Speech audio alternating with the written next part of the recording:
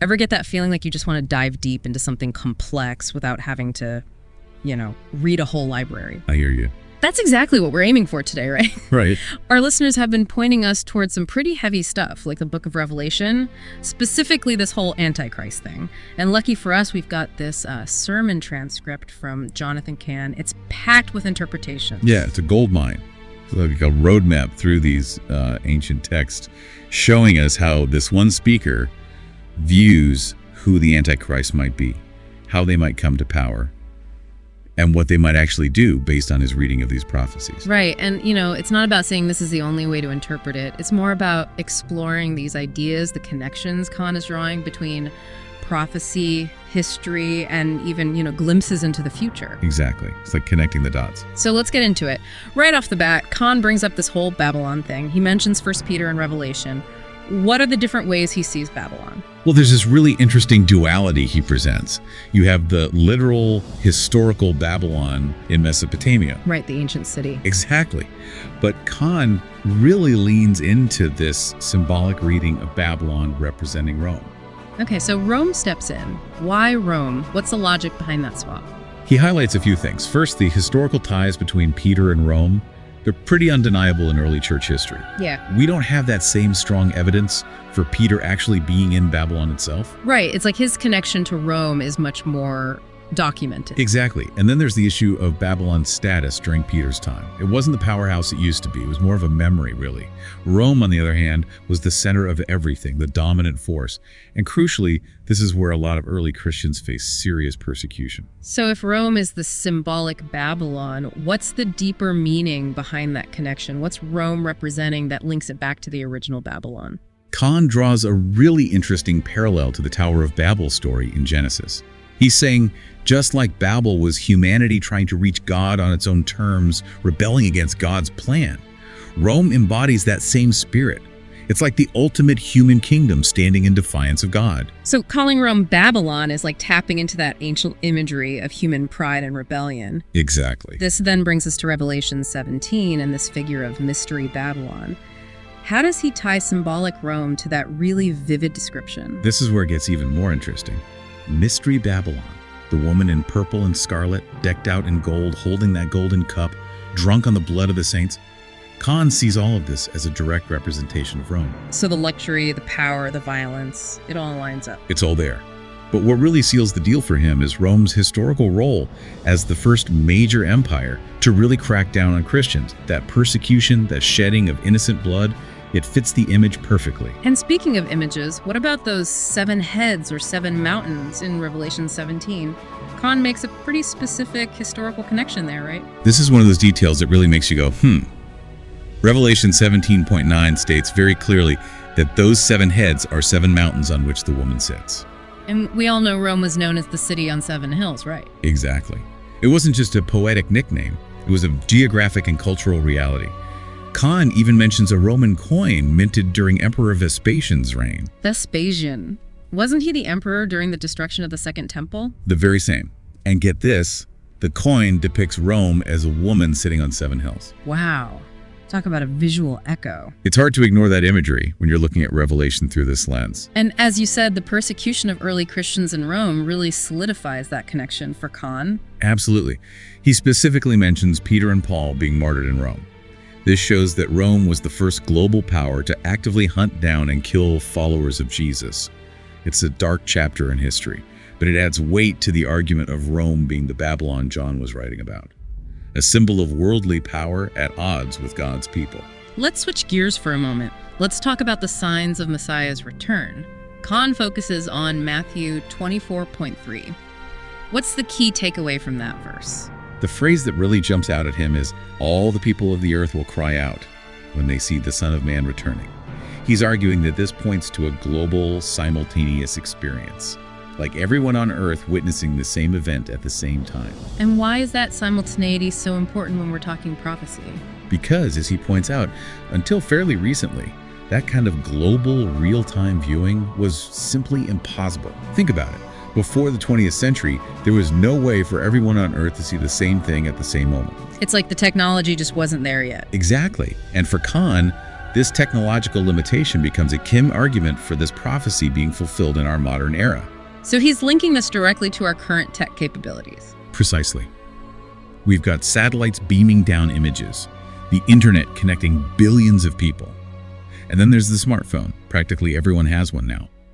These technologies make it possible for the whole world to witness a single event in real time. It's like all the pieces are in place, technologically speaking. And Cahn sees this as a potential precursor, a necessary development for Matthew 24:30 to play out as he interprets it. And this idea of global interconnectedness, it shows up in other parts of Revelation as well, right? So absolutely. Cahn connects it to other prophecies, like the idea of the whole world reacting to the deaths of the two witnesses in Jerusalem, or the mark of the beast, which would require a global system to control who can buy and sell. These events, he argues, demand a level of worldwide connection and control that just didn't exist in the ancient world. It's like a global system is almost a prerequisite for these prophecies to come true. That's the implication. Speaking of prerequisites, let's move on to the big one, the Antichrist. Cahn kicks this off with a quote from John 5:43. How does he interpret that verse in relation to the Antichrist? Okay, so John 5:43 has Jesus saying, I have come in my Father's name, and you do not receive me. If another comes in his own name, you will receive him. Cahn sees this as a direct prophecy about the Antichrist. The core idea is that the Antichrist will present himself as the Messiah, but his authority won't come from God. It'll be self-appointed, all about his own glory. That's chilling. And then Cahn brings up historical figures like Bar Kokhba and Shabbatai Zevi. What's the purpose of those examples? They're meant to illustrate this whole coming in his own name thing. Bar Kokhba led a Jewish revolt against Rome, and Shabbatai Zevi, back in the 17th century, declared himself the Messiah. Both of them claimed to be the Messiah, coming in their own authority, and both gained huge followings. And even though they ultimately failed, Cahn uses them to show how a false Messiah might be received, contrasting it with how Jesus was initially rejected. And think about it, Jewish history is full of these false messiahs, individuals claiming that title on their own terms. It's like a recurring pattern of self-proclaimed saviors. Exactly. And that pattern for Cahn is a key to understanding the Antichrist. And the connection between false messiah and Antichrist, it's pretty clear cut in his view, right? Oh, absolutely. Cahn makes it clear that when we're talking about these figures claiming to be the Messiah falsely, the term Antichrist applies perfectly. Whether it means against Christ or a substitute for Christ, anyone claiming that role outside of Jesus fits the bill. Speaking of figures who fit a certain bill, Cahn brings up Antiochus Epiphanes. Why is he so important in understanding the Antichrist? Antiochus is like a prototype, a foreshadowing. This Seleucid king brutally persecuted the Jewish people and desecrated the temple back in the 2nd century BC. His very title, Epiphanes, meant God manifest. That right there tells you about his self-deification coming in his own name, and his actions suppressing Jewish worship, defiling the temple. There's like a blueprint for what Cahn believes the Antichrist will do on a global scale. A terrifying thought. Now let's dig into 1 John 2 and 4. Cahn talks about the spirit of Antichrist. What's the main point he's making with these passages? The key point is this. The spirit of Antichrist is already at work in the world. It's this underlying force of opposition to Christ. And it shows itself through a denial of who Jesus is, denying that he's the Messiah, denying that he came in the flesh. And for Cahn, the presence of this spirit is a sign that we're living in the end times. And he connects this spirit of Antichrist to civilizations that once knew the Messiah but then turned away. This is crucial to his argument. He says a civilization that knew Jesus as the Messiah but then rejects him, falls away from that belief. That's what he calls apostasy. They become extremely vulnerable to the Antichrist. Like turning your back on the truth creates this vacuum that the Antichrist can step right into. So it's almost like a betrayal of what was once known makes a society ripe for deception. Exactly. And Cahn doesn't shy away from giving modern examples of what he sees as this Antichrist civilization. He points to the modern West, places like Western Europe and America. He sees a lot of trends as evidence of this apostasy. He mentions things like the availability of pornography, the issue of abortion, and what he calls the war against gender and mutilation, referencing the debates around gender identity. For him, these are signs of societies that have abandoned their Christian foundations and are embracing values that are fundamentally opposed to biblical teachings. Okay, let's move on to Paul's description of the Antichrist in 2 Thessalonians 2. What are the defining features and events that Paul highlights? This is essential reading if you want to understand the Antichrist. Paul makes it very clear that the day of the Lord Jesus' return won't happen until two things occur. First, a widespread apostasy, a falling away, and second, the revealing of the man of lawlessness, who's also called the son of destruction. Cahn even uses the Greek word apocalypto, the root of our word apocalypse, and the title of Revelation, to emphasize how significant this unveiling will be. And how does Cahn interpret this apostasy in 2 Thessalonians? He says it can definitely mean a mass abandonment of the Christian faith. But he also suggests a broader meaning, a turning away from God's created order. It's like rejecting fundamental truths about human nature, family, gender, the very fabric of creation. This upheaval, he argues, creates the perfect environment for the man of lawlessness to emerge. And then there's the Antichrist's direct opposition to God. Right. Cahn emphasizes that the Antichrist opposes and exalts himself above all that is called God or is worshipped. Interestingly, he points out that the Greek word for opposes has strong ties to the Hebrew word for Satan. This highlights that adversarial relationship, that head-to-head clash between the Antichrist and God. And this desire to be worshipped, to be seen as divine, it echoes Satan's own temptation and mirrors what Antiochus did in the temple. It's a classic power grab, but on a cosmic scale. Exactly. Now let's zoom in on this idea of the Antichrist in the temple. Cahn really stresses Paul's statement about him sitting as God in the temple of God. What are the implications of that? The biggest implication, and this is non-negotiable for Cahn, is that the temple in Jerusalem has to be rebuilt. He's adamant about this. Paul uses the word naos, which refers specifically to the inner sanctuary of the temple, the holy place, or even the Holy of Holies.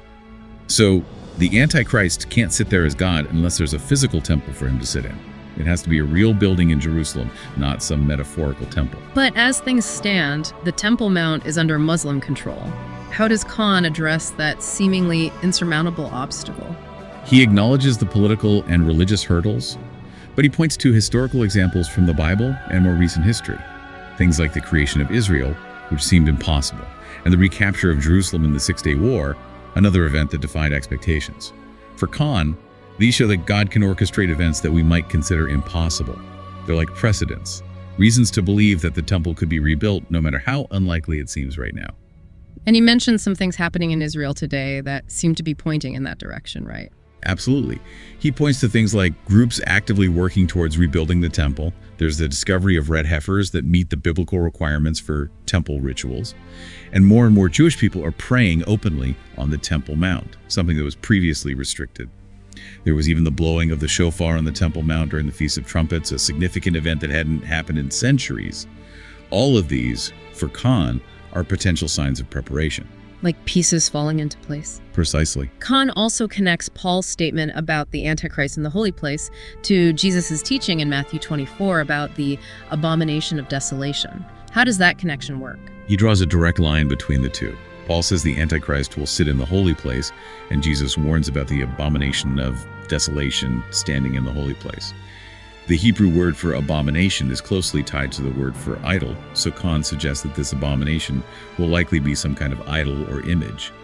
And this links perfectly to Revelation 13, which describes an image of the beast that can speak and demand worship. And what else does Revelation 13 tell us about this beast and his actions? Revelation 13 paints a vivid picture. The beast rises from the sea, has 10 horns and 7 heads, and receives his power directly from the dragon, which is Satan. There's this crucial moment where he receives a fatal wound that's miraculously healed, and this causes the whole world to be astonished and follow him.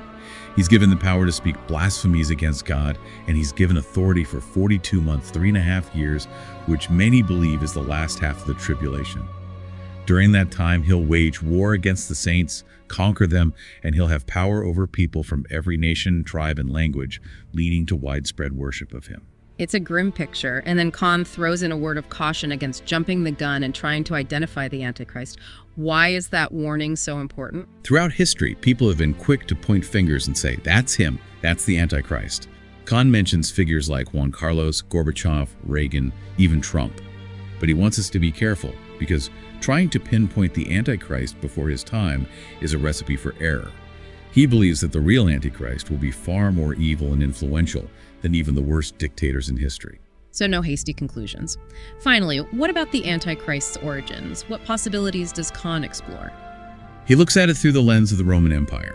Daniel 9 talks about the people of the prince who is to come destroying the city and the sanctuary, which most scholars believe refers to the Romans destroying Jerusalem.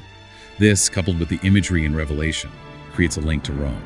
So Cahn suggests the Antichrist could come from Rome itself, or from somewhere within the former Roman Empire, which was vast. Think about the Mediterranean, North Africa, parts of the Middle East, Western Europe. He sees America as less likely due to its more distant connection to Rome. And what about the theories of a Muslim or Jewish Antichrist? He presents both sides. The connection to Rome and this idea of the Antichrist arising from an apostate Christian culture might suggest against a Muslim origin. Muslims do worship God, though differently, while the Antichrist will exalt himself above all gods. However, the Roman Empire did have a strong presence in many areas that are now predominantly Muslim. As for a Jewish Antichrist, some think he might initially be accepted by Israel as the Messiah, but Cahn raises some counter-arguments, like the prophecy of the whole world worshiping him, which doesn't fit Jewish messianic expectations, or the fact that he makes a covenant with Israel, suggesting he's an outsider, and ultimately he persecutes the Jewish people. So it's a complex issue with no easy answers. To wrap things up, what are the core takeaways about the Antichrist from this sermon transcript? Essentially, Cahn sees the Antichrist as a figure who emerges from a civilization with Christian roots that is turned away from its faith. He'll come claiming his own authority, seeking his own glory, and standing in direct opposition to Christ and everything godly. His ultimate act will be to declare himself God in a rebuilt temple in Jerusalem. And Cahn urges us to avoid premature identification while pointing to the historical territory of the Roman Empire as a likely origin. It's a sobering look at the Antichrist, but it really makes you think about how these ancient prophecies might play out in our modern world. And that brings up an interesting question for you, our listener, to ponder.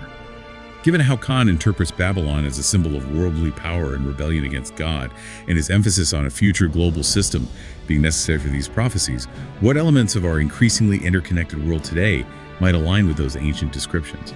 Or what gets you thinking about how different people are reading these texts and what significance they're finding in current global events? Definitely a lot to chew on. Thanks for taking us through this deep dive. And for our listener, we encourage you to keep exploring these topics. There's always more to learn and different ways to understand these powerful prophecies.